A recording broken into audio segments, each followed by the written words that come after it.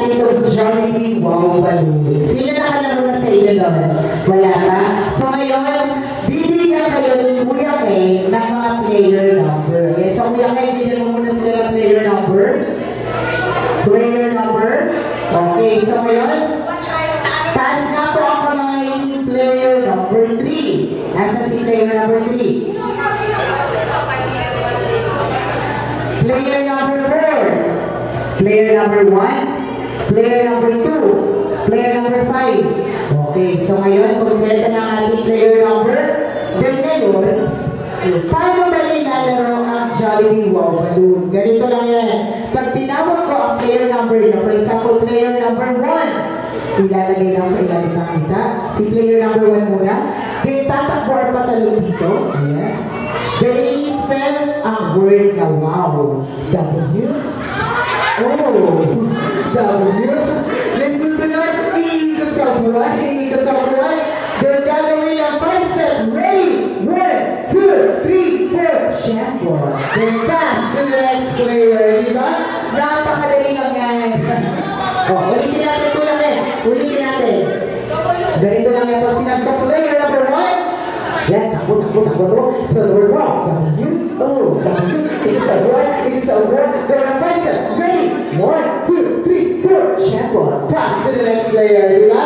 Ngayon, pa-practice natin yung wow. Okay, hawak muna tayo sa mga pelong natin. Hawak. Spell the word wow. W. Tempo. W. Ay, W. W natin. W. Oh. W. Then gawin natin ang 5 set. Ready? 1, 2, 3, 4. Shampoo. Diba?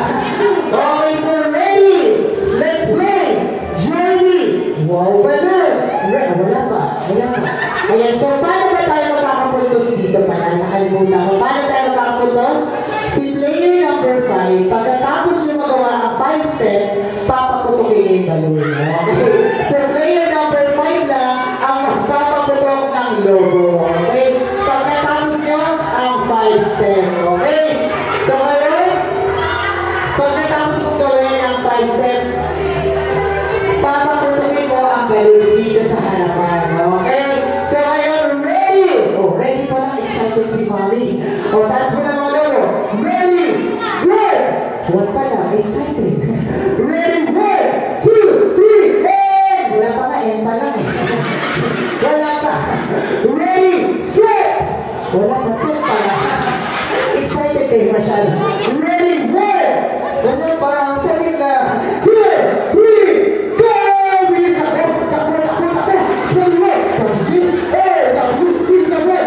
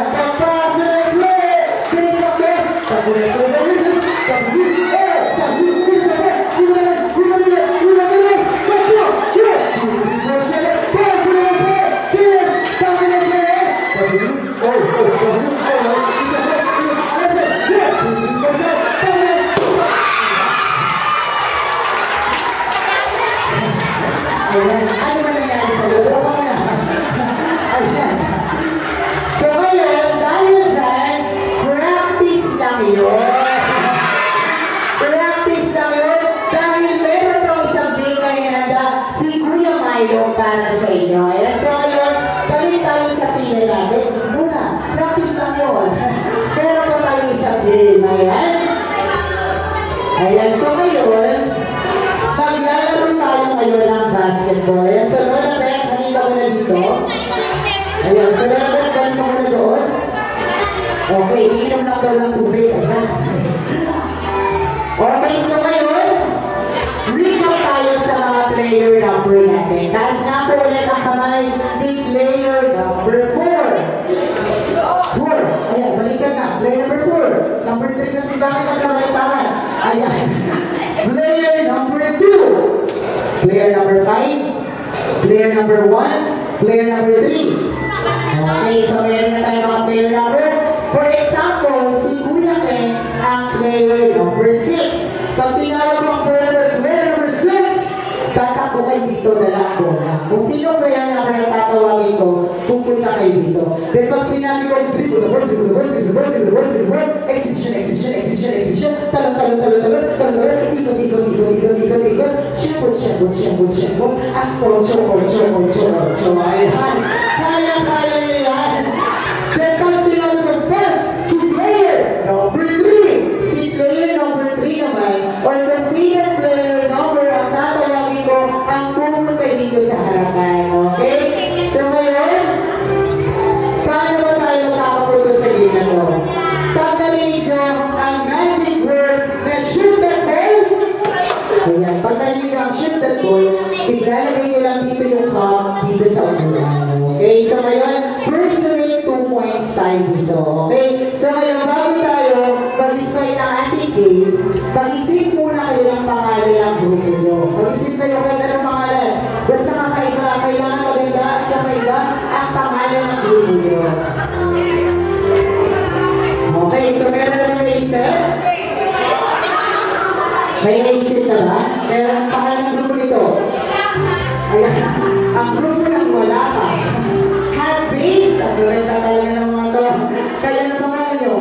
Sexy boys na ngayon si Lola. Ano pangalan? Ano? Team ng walang maisip. Favorite. Ano? PLC, ang pangalan ng grupo nyo? Heartbeats. Okay, so ngayon, ready na ang grupo na Heartbeats? Si Mami lang ready. Ready na ang grupo na Astig. Astig ba kayo? Okay, so ngayon, ready. Let's play. Jolie, basketball, pass to player number 4. Player number 4. To the right. Ano ba yan? Tuhod na makakakala.